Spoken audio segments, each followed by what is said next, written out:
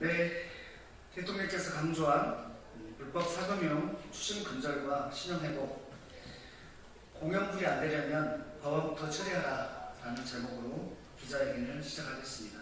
저는 더불어민주당 정무위원 민병덕 의원입니다. 지난 2021년부터 금융소비자연대를 비롯한 시민사회단체는 포스트 코로나19 한계 채무자고 채무 청산을 위한 3단계 법안 입법청원을 진행한 바 있습니다. 더불어민주당의 박주민 의원, 민병덕 의원, 그리고 이수진 의원께서 입법 과정에 참여했었습니다.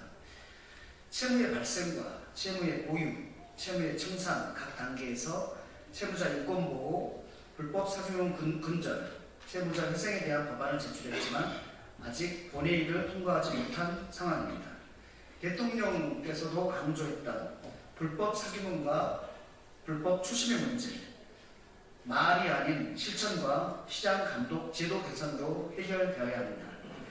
오늘 참석해 주신 단체와 발언자를 소개하겠습니다. 먼저 더불어민주당 박주민 의원님 참석하셨습니다. 금융정의연대 김득희 대표님 참석하셨습니다. 한국파산회생변호사의 안창현 변호사님 참석하셨습니다. 주블리은행의 유순덕 상임이사님 참석하셨습니다. 그리고 참여연대의 신동화 간사님과 김주호 팀장님께서도 회견 주관을 위해서 고생해 주셨습니다. 그럼 먼저 박주민 의원의 발언부터 듣도록 하겠습니다. 예, 저는 주로 채무의 회생법 관련해서 좀 말씀을 드리도록 하겠습니다. 어제 보도인데요. 3개 이상의 금융회사로부터 대출을 받은 자영업 다중채무자 연체액이 1년 새 153%나 급증했다고 합니다. 사실상 연체액이 굉장히 빠른 속도로 늘고 있는데요. 돌려막기에도 이제 한계에 다다른 것이 아닌가 이렇게 생각이 듭니다. 그럼에도 불구하고 제가 법안행정처로부터 받은 자료를 보면요, 개인 파산 신청 접수가 줄고 있다는 겁니다. 굉장히 빚 때문에 힘들어하시는 분들은 많아지고 있는데 파산 신청은 줄고 있다. 그 이유가 뭘까 보면은 이 파산 회생제도를 쓰기가 굉장히 어렵게 돼 있다라는 것이겠죠. 왜냐면은 파산 선고를 받잖아요. 그러면 약 한 270개의 직업을 가질 수가 없게 돼 있습니다. 일제시대 때부터 이어진 그런 법을 쭉 계속 생각 없이 이어오다 보니까 그렇게 됐는데, 이렇게 되면 이제 파산 선고하고 사회적인 사형 선고나 다름없게 되는 것이죠. 그래서 이 파산을 활용하는 사람들의 숫자가 늘지 않는 겁니다. 빚 때문에 허덕이지만 차라리 스스로 목숨을 끊지 파산 제도를 쓰지 않는 겁니다. 그래서 저는 이런 제약이 많은 법을 좀 개정을 해서 좀 더 많은 사람들이 이 제도를 활용할 수 있도록 하고자 개정안을 내놓게 했었습니다. 이 부분에 대해서 좀 더 저희들이 적극적으로 추진을 해서 빚의 고통에서 좀 벗어나서 생산적인 활동을 다시 시작할 수 있도록 많은 분들이 그렇게 할 수 있도록 하는데 힘을 보태겠다는 말씀을 드리겠습니다. 이상입니다.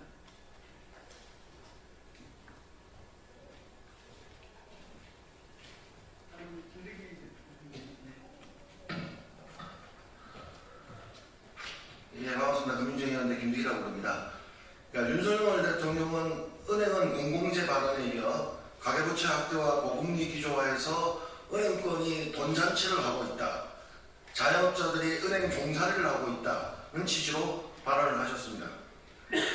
불법 사금융, 불법 주심을 심지어 차단해야 한다 강조하기도 했습니다. 대통령이 밝힌 이러한 입장에 대해 저희 시민사회는 적극 환영합니다. 실제로 경제난과 고금리가 겹친 현 시점에 한계 상황에 직면한 다중채무자들은 결국 불법 사금융의 영역에까지 손을 벌릴 수밖에 없는 상황으로 내몰리고 있습니다. 자영업 다중채무자가 117만 명, 744조억에 달하는 역대 최대 규모이고, 다중채무자 연체 이적 또한 13조로 역대급 최대입니다. 죽어가는 사람을 살릴 수 있는 조치가 시급합니다. 윤석열 대통령의 이러한 발언들이 단지 송소운용 평온이가 아니라 진심에서 우러나오는 것이라면 지난 2021년 시민사회단체와 민변도원 박준호 의원 등이 발의한 한계 채무자 보호, 채무청산을 위한 3단계 법원 입법 청원에 대해서 실질적인 법 개정으로 이어지도록 집권여당인 국민의힘이 적극 나서야 합니다. 야당 역시 횡재세 등 초과이익 환수에만 초점을 맞출 게 아니라 채무 3단계 법 개정을 통해 취약한 상황에 내몰린 채무자들을 폭넓게 보호할 수 있는 제도 마련에 앞장서 주시길 당부드리고 있습니다. 오늘도 채무자분이 전화가 오셨는데 신용카드 한도 축소로 인해서 현금 서비스 돌려받기가 지금 안 되고 있는 상황에서 다중채무로 내몰릴 수밖에 없는 상황에 대해서 하소연을 하고 있습니다. 금융회사는 냉정합니다. 그러다 보니까 다중채무자들은 불법 사금융으로 내몰릴 수밖에 없는 현실에서 말로만 은행의 종사이다, 불법 사금융 차단이다 할 것이 아니라 근본적 해결 대책이 필요함을 다시 한번 강조드립니다. 감사합니다. 다음은 안창현 변호사님. 네, 한국파산회생 변호사의 안창현 변호사라고 합니다. 국세청 통계에 따르면 매년 폐업하는 사업자 수가 약 90만 건을 상회한다고 합니다. 그런데 회생 파산의 매년 평균 접수 건수는 13만여 건에 이르고 있습니다. 채무 조정이 필요한 사람들의 수에 비해서 회생 파산 제도의 이용자 수가 상대적으로 적은 상황입니다. 실제로 채무 조정이 필요한 상당수의 사람들이 채무 문제를 안고 비정상적인 생활을 하고 있습니다. 회생과 파산을 이용하는 사람들이 상대적으로 적은 것은 현행 회생 파산 제도에 문제점이 있다는 것이고 이를 개선하기 위한 노력이 필요합니다. 먼저 개인 파산 제도에 대해서 말씀드리겠습니다. 박주민 의원님께서도 말씀하셨듯이 파산 선고를 받으면 271개의 직업과 자격이 박탈이 됩니다. 공무원 교사들도 대표적인 예가 해당됩니다. 이런 사람들은 개인 파산을 해야 되는 대상임에도 불구하고 무리하게 개인 회생을 하거나 회생 파산을 하지 못하고 채무 문제를 안고 살아가게 됩니다. 이에 파산 선고로 인한 직업적 불이익에 관한 개별법상의 조항은 시급히 삭제가 필요합니다.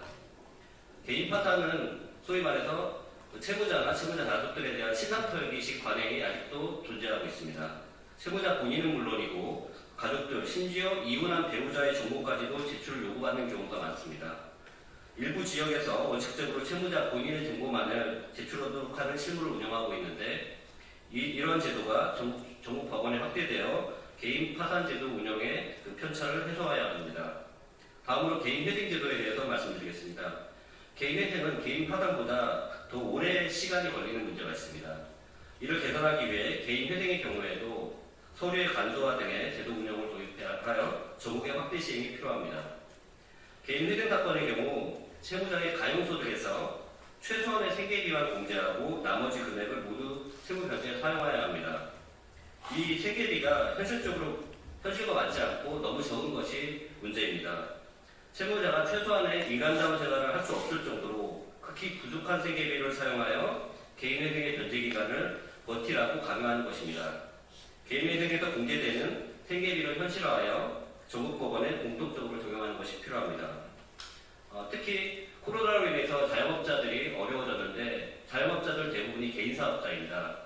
근데 개인 사업자들 개인 회생을 할 경우에 생계비 이외에 사업장 운영에 필수적인 비용이 공제가 되지 않습니다. 이에 개인 회생을 인가받는다고 하더라도 최소한의 생계비 이외에 추가적인 비용이 발생을 하게 되는데 그렇다면 결론적으로 변제 계획을 수행하지 못하여 개인 회생을 실패하는 문제가 발생하게 됩니다. 개인 사업자가 개인 회생을 신청할 경우에는 또 일반 급여소득자에 비해서 과도한 소명자료를 요구하는 반응도 여전히 존재합니다. 코로나로 인해서 힘들어진 자영업자들, 특히 개인 사업자들이 개인 회생을 통해서 구제받을 수 있도록 절차 개선이 시급히 필요한 상황입니다. 마지막으로 주택담보대출의 문제인데요. 주택담보대출은 개인회생에서 채무조정 대상이 아닙니다. 개인회생 신청을 하게 되면 주택은 경매로 넘어가는 문제가 있습니다. 주택담보대출도 채무조정 대상으로 하거나 법원과 신용회복위원회에서 몇 년 전 업무 협조로 주택담보대출 채무조정 제도가 잠시 시행된 적이 있는데 이 제도를 활성화할 필요가 있습니다. 이상입니다. 감사합니다. 다음은 유순덕 주빌리은행 상임입니다.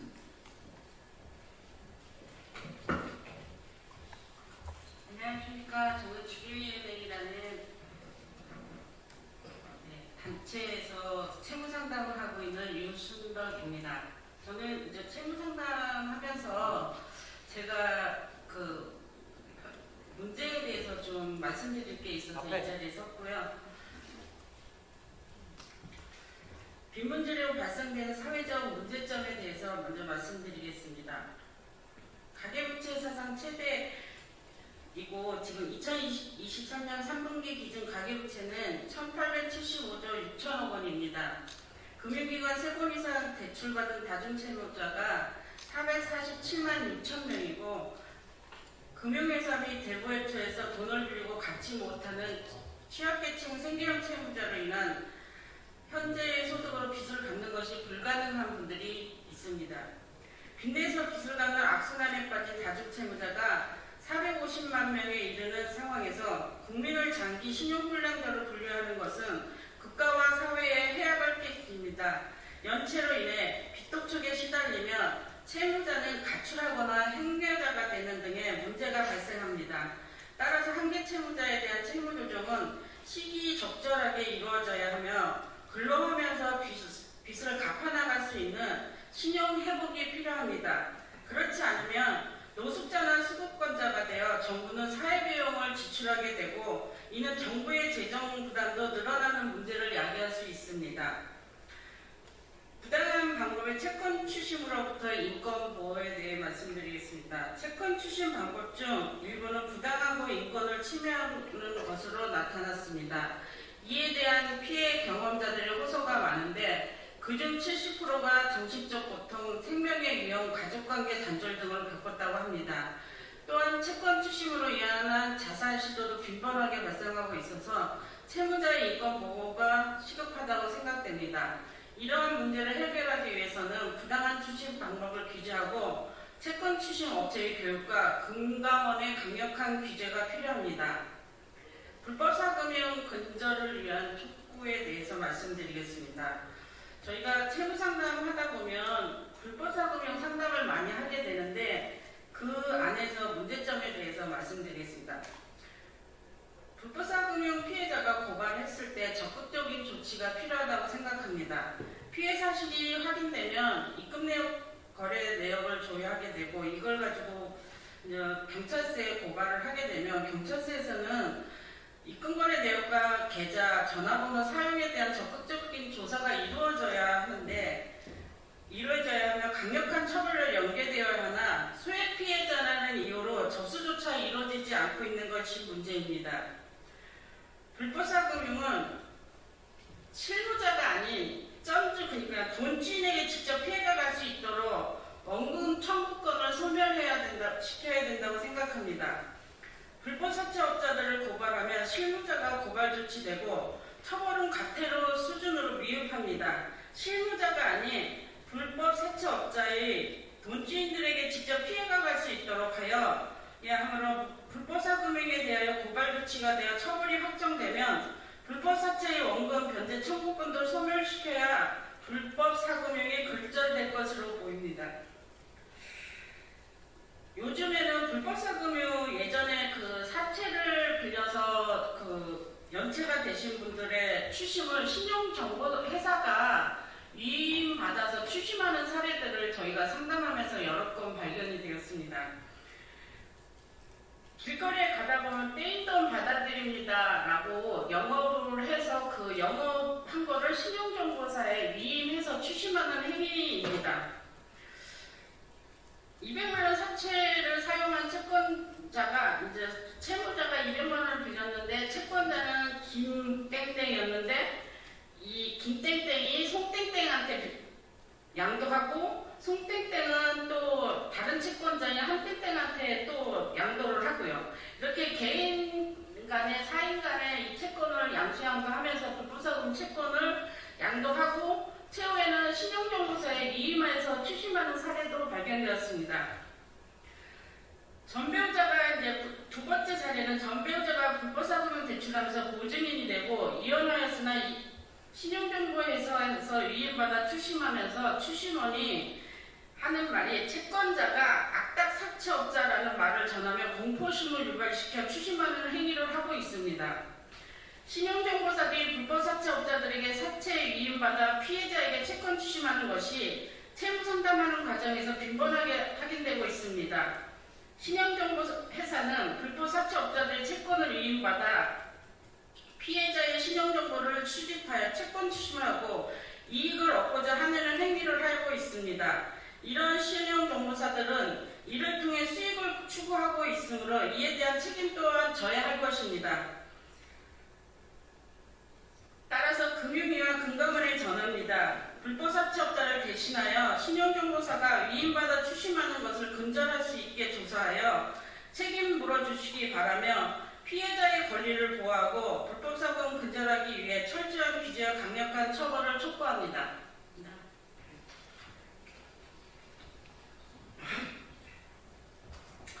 예, 마지막입니다. 예, 경기도 안양시 동안구 각 국회의원 민병덕입니다. 정무위원입니다. 예, 우리는 잠을 자지만 이자는 잠을 자지 않고 늘어갑니다. 추운 겨울이 오면 여기저기서 이자 부담 때문에 곡소리가 날 겁니다. 민생의 핵심은 금리입니다. 그래서 금리 부담 완화가 필요한데요. 먼저 은행에서 부당한 가상금리를 매기고 있습니다. 그 부당한 가상금리를 제거해야 됩니다. 그리고 금융권의 횡재적 초과이익에 대해서는 서민금융기금으로 출연을 해야 됩니다. 오늘 말씀드리는 것은 또 불법 사금융을 근절하고 신용을 회복시켜야 된다는 것입니다. 최근에 윤석열 대통령께서 금융산업 전반에 걸쳐서 원색적인 비난과 비판을 하셨습니다. 일견 이해가 됩니다. 그러나 대책이 없다면 이것은 립서비스에 불과합니다. 대통령께서는 불법 사금융을 끝까지 추적해서 불법 이익은 남김없이 박탈하자라고 시원하게 말씀하셨습니다. 이게 KBS 시사기에 사채 탈출기에 나온 사채 피해자의 사례를 언급한 것입니다. 제가 출연했던 방송입니다. 그런데 아쉽게도 대통령께서는 그 방송의 앞부분만을 보신 것 같습니다. 지금은 불법 사기업자가 최고금리 이상의 이자를 받다가 적발되면 20%까지만 최고 금리를 넘는 부분만 우려가 되고 20%까지의 이자는 보장을 해주고 있습니다. 이러한 구조로는 시장과 유흥가에 날마다 뿌려지는 불법 일수명함 문제를 해결할 수 없습니다. 이제는 이자는 물론 원금까지 받을 수 없도록 해야 불법 사금융 자체가 우리 사회에서 없어질 수 있다는 것이 제가 발의한 대부업법의 취지입니다. 대책을 말씀드렸으니 대통령과 여당이 법안에서 논의해주시기 바랍니다. 호통만이 아니라 제도화가 필요합니다. 입법이 필요합니다. 이상입니다. 예, 마무리하겠습니다. 고맙습니다.